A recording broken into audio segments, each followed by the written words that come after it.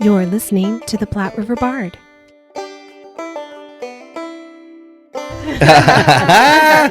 All right. I'm so excited that we got you on the podcast. I know. Again. Oh my God. Means a lot. I know. Twice in 1 year. Who knew? Oh, you could talk about Uta Hagen again. I think We can that's talk great. about whatever you want. Yeah, we can talk about whatever you want. I think it's great to talk about all of your experience. Well, let's do. Oh, Yeah. no. Let's Oh, hit it. no. Well, let's I hit want it. to know. Talk about the show. Yeah, let's talk about the show. Okay. Talk about both of them. All right, let's start. Hello, and welcome to the Platte River Bard. This is Chris Berger, And I'm Sherry Berger. and we are here today with one of my favorite people in the whole world. I'm here today with Yes. Gordon Cantiello. Hey. Yes, and Part Theater, that is the Performing Artists Repertory Theatre, of course. He's in charge of that. And we had just got done doing an Act of God Yes, we did. last month, and we had a little podcast about that. And now we're going to be doing Every Brilliant Thing. And that is coming up on March 20th through March 29th. We got 2 weekends, the last 2 weekends of March. It's a one-man show, and God bless him, he entrusted me with his one-man show. Absolutely brilliant. But thank you for talking with us again, Gordon. I know talking on the podcast is your favorite thing, so I appreciate it. How did you know? But yes, holy cow! I'm actually promoting something I'm doing. This doesn't happen very often because I always forget to promote my own stuff. Thank you for my wife for reminding me to promote my own stuff. Thank you. Sure. But Every Brilliant Thing. What made you? What attracted you to this? What made you want to choose this for part? Why is this a good fit for part? Well, like an act of God, and also you have to, when you select a show, you have to think about the space that it's going to be performed in. So I thought these two shows, Act of God and Every Brilliant Thing, were perfect for our space, our new space at Duchesne Academy. Yes. We have a smaller cabaret-style seating space that these two shows I thought fit well in. And then in the summertime, we have the larger theater to do our bigger musicals in. So, Okay. and I love doing smaller shows. I love doing one-person shows, one-woman, one-man shows. It's just something that I can really dig my heels in and go for it.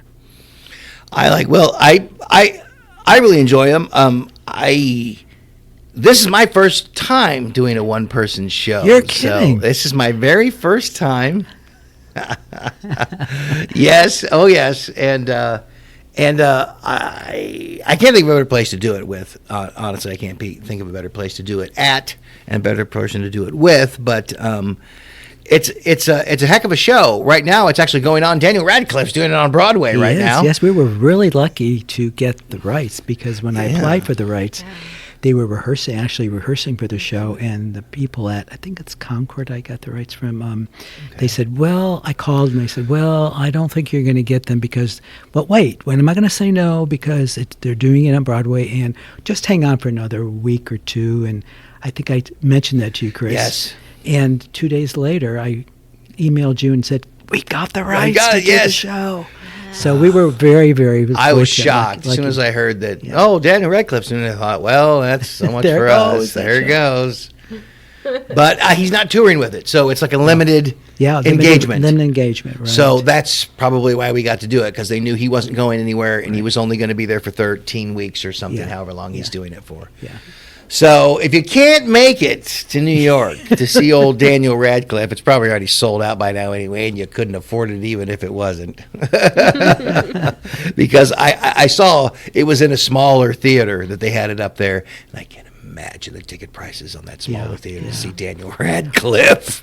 What I think they did with it, Chris, was they took a proscenium-style theater, and then they brought the people up on stage. So they're doing the whole thing on the stage? And they're doing it in the round on a Broadway. Oh, wow. Stage. So they keep the proscenium, but they bring the audience up on three different risers in a sense. So they try to make it intimate, yet Yes. make it's large enough so that they certainly sure. make money on the show. But Well, and I think we have one up on them here because we already have an intimate space and we don't really Right. have to try. right. I That's mean, right. the audience, I can touch the audience from the Right, stage right there. They can absolutely. touch me, so it's, we're right here and I'm in and around the audience the entire time and walking through and sitting with them and interacting with them. And that is a thing about this.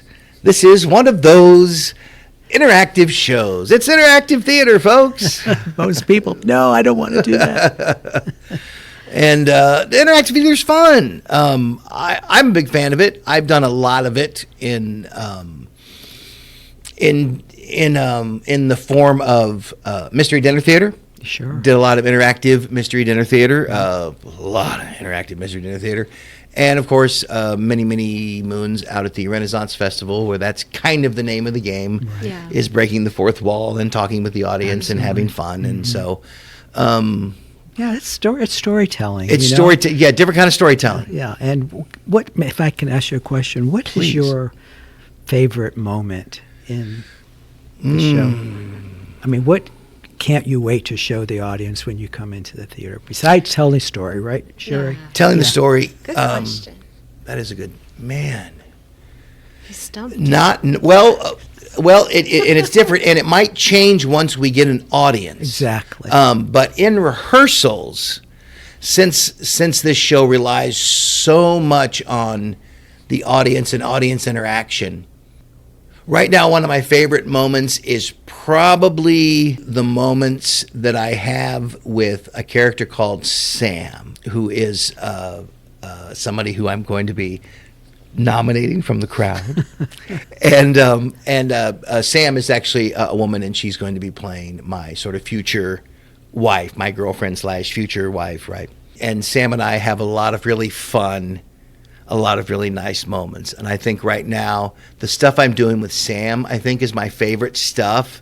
And I think that could potentially be my favorite stuff. But there's also some moments when I get serious, because it's funny and it's serious. It's Right. both. I mean, well, for everybody who doesn't know, Every Brilliant Thing, the subject matter it deals with is a very serious subject matter. It deals with suicide and depression.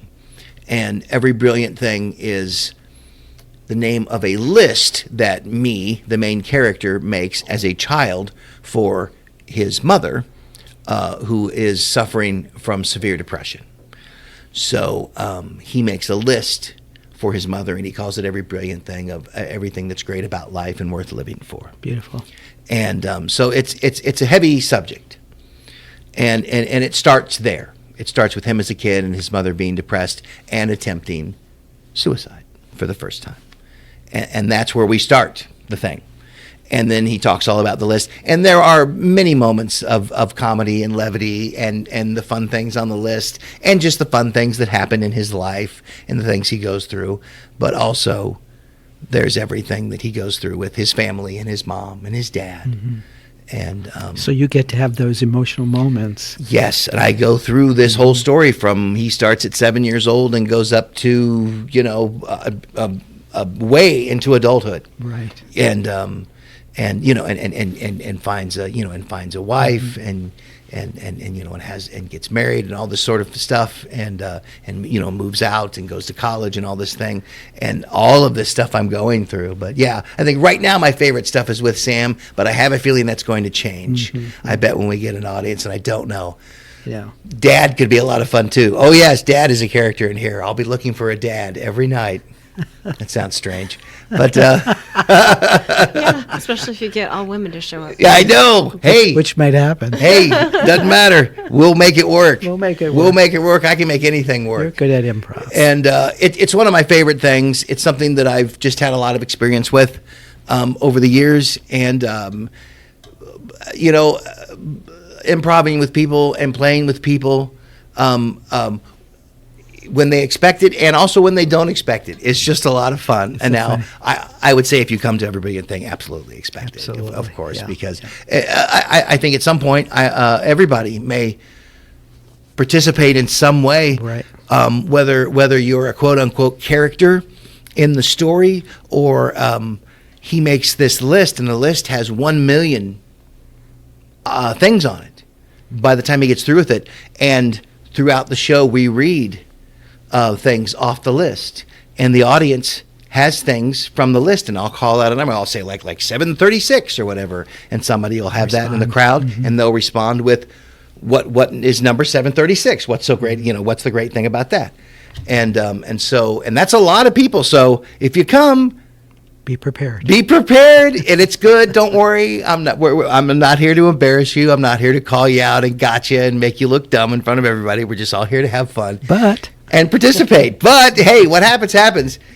And we're gonna have a lot of fun. We are. It's gonna be a ton of fun, and it's I love this space. I know I said this during Act of God, but it's such a neat space. I like this little, I don't know what you call it, like cabaret style, sort of little boutique intimate, theater. It's really neat. Yeah. It's really neat. So for people who are worried Yes. about you bringing them up on stage. Oh, yes. What all is it going to entail? Or are they going to have to speak, or do they just get to stand there and look pretty? Oh, well, there'll be a little bit of both. And honestly, I'm not going to bring anybody up that doesn't want to be brought up. Right. Well, I'll make sure everything's okay, and I'll be scoping the crowd Before the show begins. before the show, and So he casts the show before they even know. yes, Okay. yes, I'll be casting you, and You'll have I'll be permission. asking a couple of people if it's okay if I bring them up. Right. And then I'll be passing out pieces of paper with the stuff from the list. Okay. And when I say this number, could you call this out? Yeah, because And- introverts like me would find that extremely... Exactly. So I would probably, Yeah. you would probably tell me no if I wanted to get you I for probably Sam. would. You probably would, However, and that's okay. And then I will leave you alone, and that's okay. You see how that works? Yeah. No pressure. no pressure. No pressure But at all. But if too many people turn me down, I'm coming back. you're coming back. To No, I'm joking. We'll make it work. It'll be so much fun. This is such a fun show, and it's such a... It sounds strange to say that about this show. It's a very fun and meaningful show in a lot of ways. I think everybody that comes and sees this show, no matter who you are, you will recognize somebody, something, some situation in this show that you have been through. I think it's really well written. I disagree with the snooty New York Times reviewer Uh-oh. that took issue with the material and said that Daniel Radcliffe was better than his material. And granted, Daniel Radcliffe is a very good actor. I'm not trying to throw shade on Mr. Radcliffe, but I think material is excellent and very well written. It's not Shakespeare, and it's not supposed to be. You know what I mean?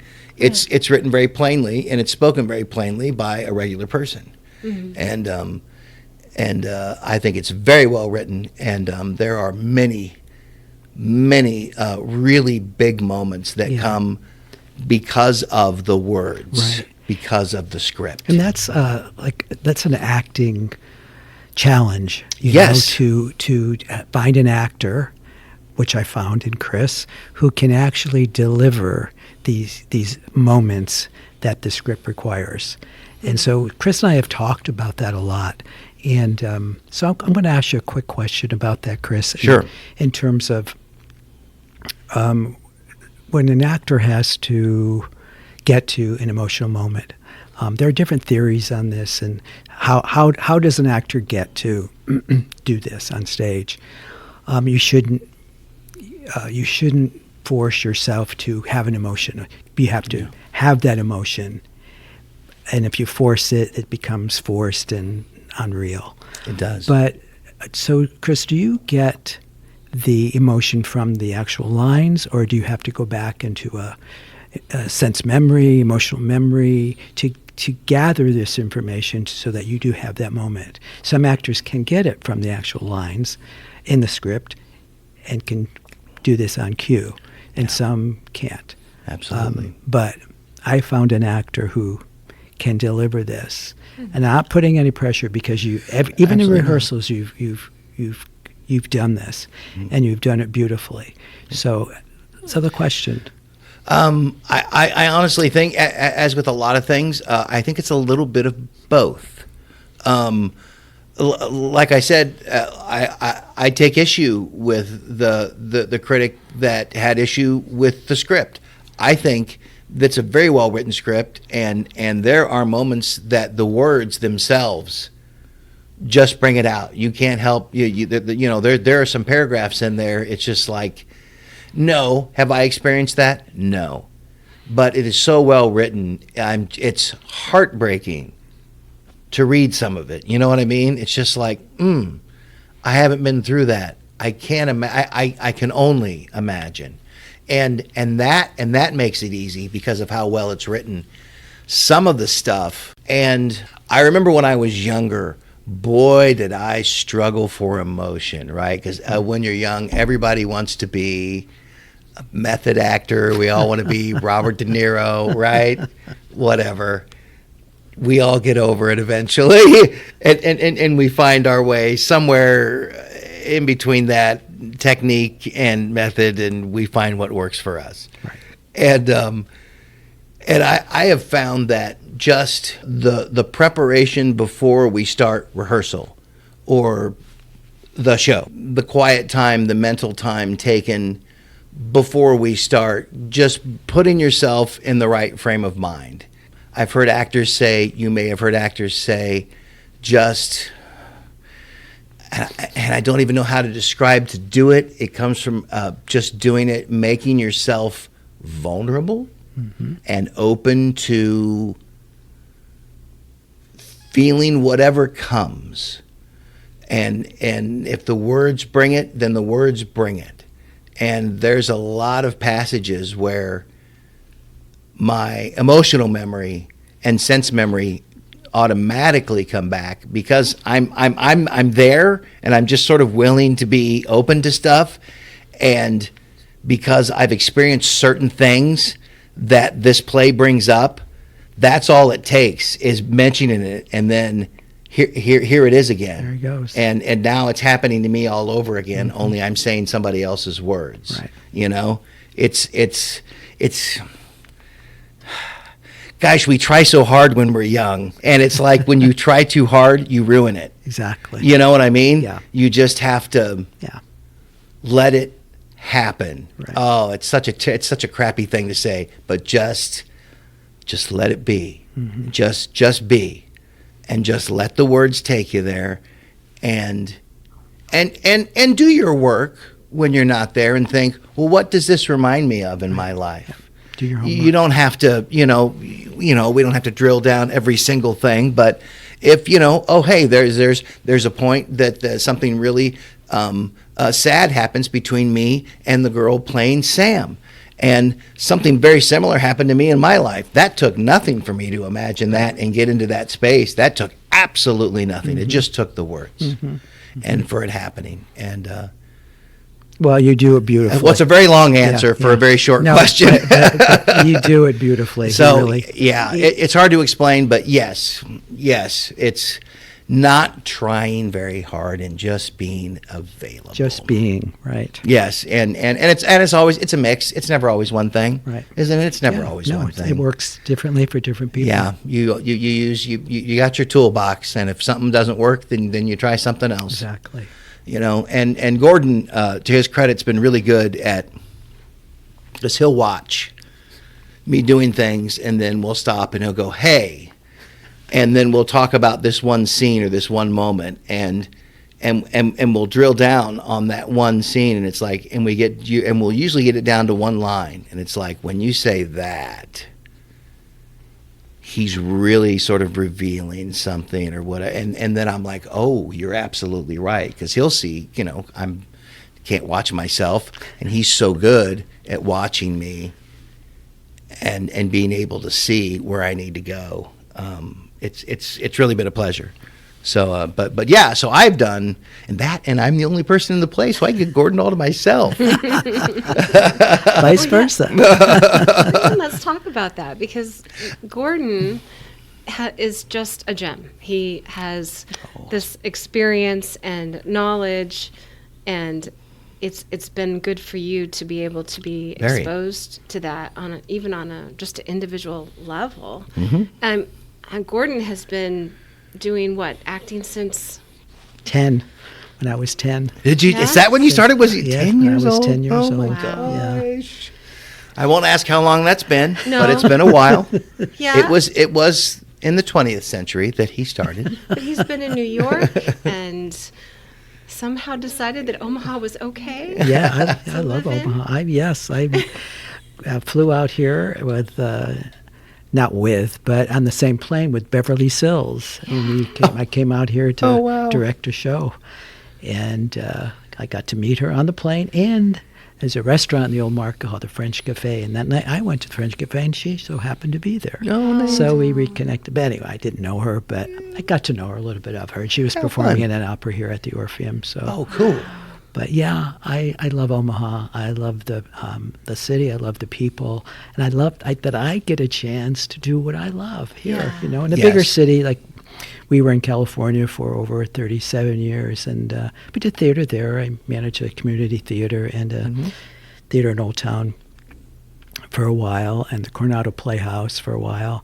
But California, I had enough of that, and Omaha. So we came back here and we started this space, and we were at the Crossroads, Sherry, originally. Yes. Until COVID, and what happened with that, and then They went away. I remember that. I used to teach here at Duchesne, and this wonderful, wonderful people at Duchesne asked me if I'd like to come back and use some of their spaces, and I said I would love to. So that's why we're here, and because of them, and because of my love for that school. Was absolutely wonderful. Yes, and I'm glad you said that, because I want to make sure that everybody knows that part, because yes, used to be at the Crossroads Mall, and of course Crossroads went bye-bye. The building's not even there anymore. And so his new home, he was homeless for a little bit. Yes, we were. And kind of bouncing around from space to space, but yes, part has landed at the Duchesne Academy. Which is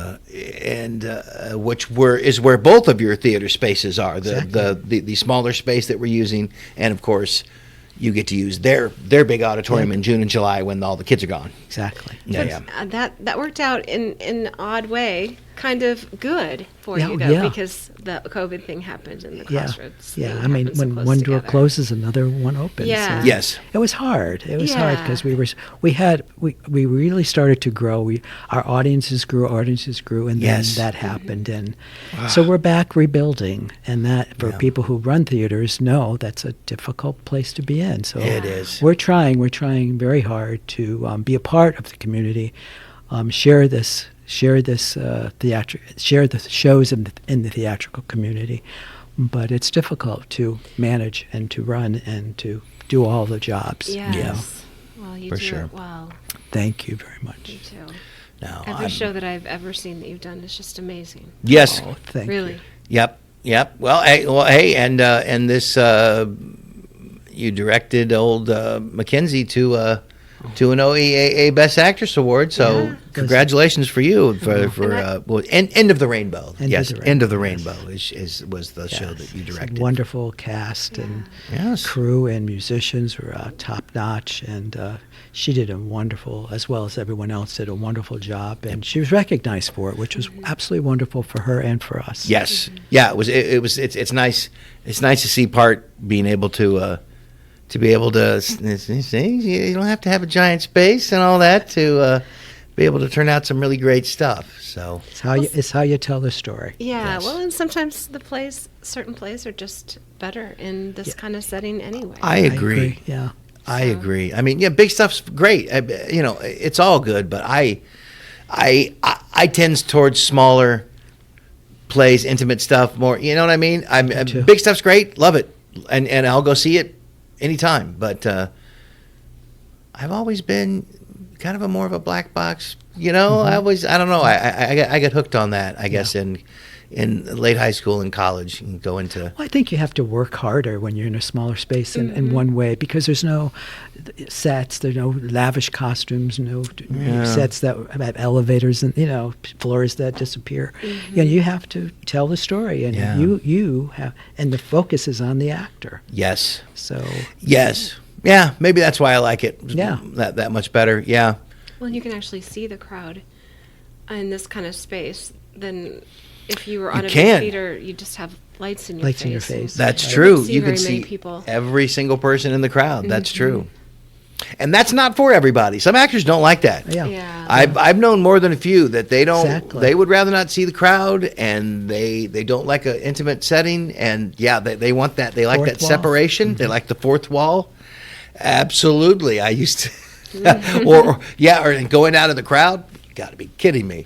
Yeah. You're not going to turn your back on an audience. I've heard Dennis Allen was like that. I told him about going out and doing Renaissance Festival. He's like, there was no way you get me out there. He goes, I got to know where the back door is at all times. I'm like, are you serious? He goes, you bet. You bet. You couldn't catch me dead out there. I'm like, okay. Some people don't like it, and it's interesting. It's something I've always enjoyed. Yeah. I like them more. And you do it very well. Well, I thank you for that. Hopefully others think so as well.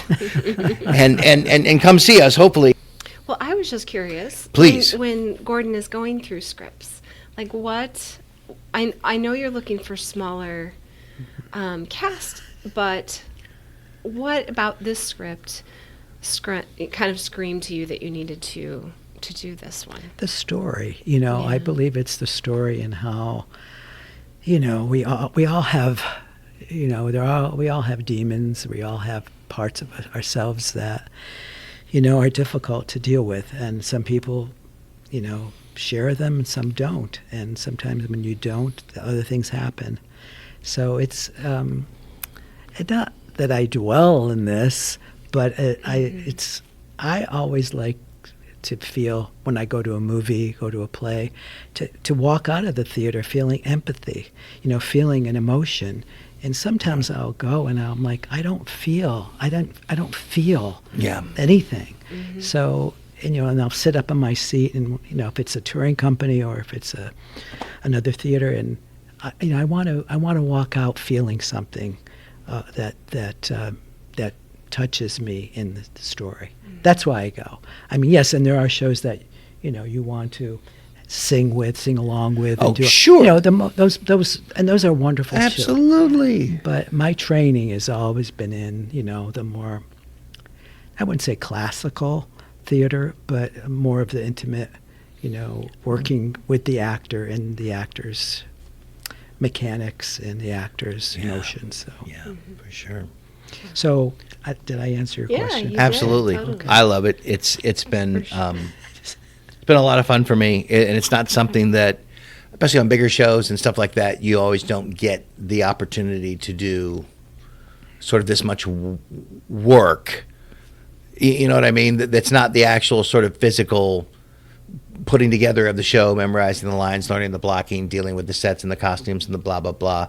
Since so much of that is not here and there's no fellow cast members, it's just one person, and it's all about the one person. Mm-hmm. And it's been it's been a unique experience. I've not had an experience like this before. So, and I like it quite a bit. Good. I like it quite a bit. It makes me want to do another one-man show. I've never done one before. I still haven't. Still haven't opened yet, so it still hasn't happened yet. Well, find a script. But yes, one-man show. And Sherry, just to elaborate a little bit more, you also, when scripts have to speak to you, and I want to do that, but sometimes you can't do them for lots of reasons. Sure. But so you also have a feel for the acting community and what, you see people in different shows and they go, oh, that person would be good in this show, and that's another reason you go see shows. Yes. There's sort of an audition in a sense without them knowing it's an audition. But right. You see that quality in an actor. So, so that's why I go see shows like that to find talent, and I'm sure other directors do the same. I'm sure they do. Other theaters do the same, but I like that one-on-one, one-on-three, in that situation. Smaller, intimate theater pieces. Yeah. Like even End of the Rainbow was like four people. Yeah, not very many. Yeah, not very many, but the work that could come out of that was, amazing. So Yeah, absolutely. Yeah, Mamma Mia was a big show for you. very big. Yeah. Now that I look back on it, Yeah. and seeing sort of your history with the kind of shows you like to do, that was a gigantic show for you. Yeah. But I knew, like, I met. That's where I met Mackenzie. Was She that how you met her? auditioned, and she played Donna in that show. And I thought, and I had this script called End of the Rainbow, and I thought, this might be a really good role for her to play the Judy Garland role. And so that was 5 years earlier. Yes. So you know that to get back to my point, what's around, and just, you may pick shows that way. Some people may pick shows that way. I have to, because we're limited in terms of our space, and we're limited in terms of financial limitations. Sure. No, they're all wonderful. Yes, I'm enjoying myself Really? immensely, and I'm certainly glad that I was able to participate in this one, for sure. I think it's a really special show, and just on its own, it's a special show, and for me, it's a special show because it's my first solo, and it's It's a big accomplishment. It's It's a lot. really It's intimidating. 30 pages of lines. It's really intimidating that you have there's- to figure out. I know. The transitions, all those beats. Yeah, You have to figure it there's all nothing to out. fall back on. There's no leaving the stage. There's no intermission. So No intermission. It's a little over an hour. About an hour. We were running about an hour and 10, Hour and 10 hour. roughly. Yeah. So, and so no intermission. So there's nowhere to hide. It'll be good. It'll be good. I'm excited. I'm at the point. We hit the point this week where we're just sort of excited to be having it on its feet and messing with it and seeing what else we can find and refining Absolutely. moments here and there and Finding the tempos, finding the highs yes, and and lows. really getting the tempo. Yeah, wow, tempo. Absolutely. Boy, you never thought so much about the tempo of a show until it's just you. Yeah.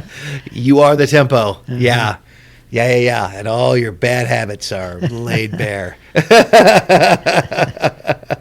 That's where the director comes in. And Speed it he's up, been speed it beating up. them out of me. That's really good for you, though. But to look at the whole composition, it all can't be a ballad. You have to find an up tempo. You have to find Yeah. ballads. Those moments, or else it's just one level, right, Chris? Right, you can't hit that one note, and we've really been conscious of that because my inclination is to, especially if I want to emphasize something or when something becomes meaningful, is to slow down, and sometimes that's okay, Yep. and sometimes that's not okay, Right. and I've learned a lot about that in this show, and just because of the nature of it, the way it's constructed, because it is about depression and suicide. So it's that none of the subject matter is happy at all, and so there are certain things that are that the way he talks about them, we're not sort of slowing down to dwell on them. We're just sort of stating them and moving on. Exactly. And if that makes sense. Yeah. But yeah, everything That's can't really be one good. level. Everything can't be, everything's not, depression central. Everything's not lighthearted. Everything's not dwelling on, it's up and down. It's You have to find the shape Yeah. of the show. Yes, and the character of me, of the only character, is also important Right. in how he behaves. Well, you relate to people differently, so you're Yes, not going to keep and that he same... reflects his parents too, which we had an interesting conversation about how he is a lot like his mother. So that's all we'll say. Yeah. It's such a great show. It's such a unique show. I've never seen a show like this before. I really love this show. It's such a unique show. Yes, it is a heavy subject matter, but it's dealt with so Brilliantly. to use their word, brilliantly. It really is. It's really well done. And I would just encourage everybody to come see it. It's It's a lot of fun, and it's really touching. And you probably have never seen a show quite like it. I guarantee it. Yeah. Yeah. Well, we're very fortunate to have you, Chris. Well, I appreciate that. I'm fortunate to have this opportunity, and I hope that everybody that comes really does enjoy it. So come on down and see us here at Part, man. We're at the Duchesne Academy. I can't believe I rarely get to promote my own stuff. I don't know how to do it. I feel so weird talking about my own things. Well, and what a privilege it is for you to be working with Gordon. And Darn right. somebody with Gordon's experience. And, Yep. Thank you, Sharon. And training. Yes. From Udahagen. Yes, indeed. Udahagen. From Udahagen My to teacher. Omaha, Nebraska. Yeah, she was interesting.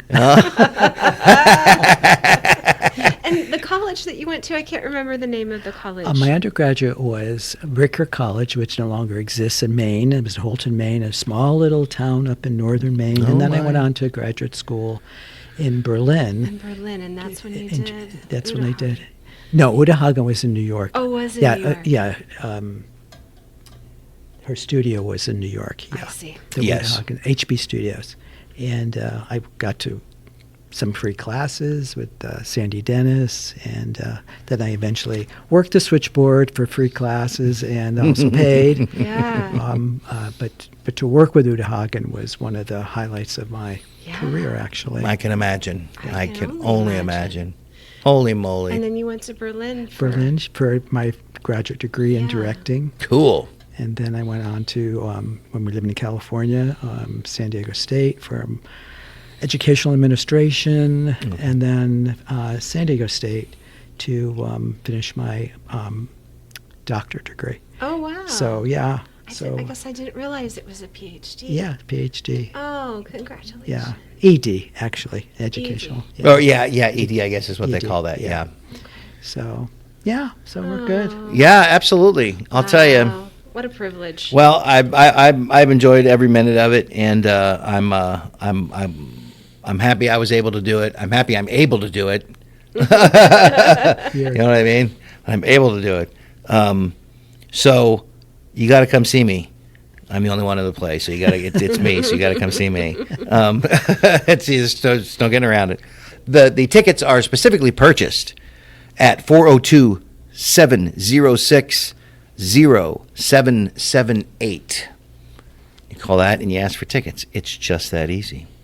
Yes. Performing Artists Repertory Theatre. Make it very easy. Yes, Very good customer Mr. Gordon service. Cantiello, Yes. the artistic director extraordinaire, that will be directing me to hopefully my finest performance. I'll let you be the judge of that, everyone who comes and sees me, because we're going to sell later. everything out. Yes, indeed.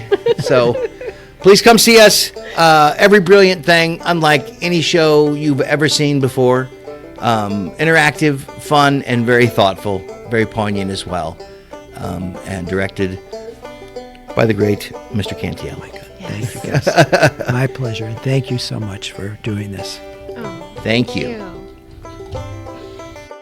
Thank you for listening and supporting the arts in the Platte River area and beyond. Please subscribe to our podcast so you are sure to catch all of our future episodes and join us on social media. See you next time on the Platte River Bard.